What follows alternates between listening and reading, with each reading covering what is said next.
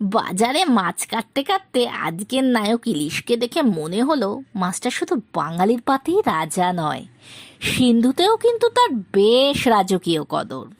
সেখানে ইলিশের নাম পাল্লা বা পাল্লো। উৎসবের রান্না থেকে আত্মীয়ের বাড়িতে উপহার, সবেতেই তার কদর।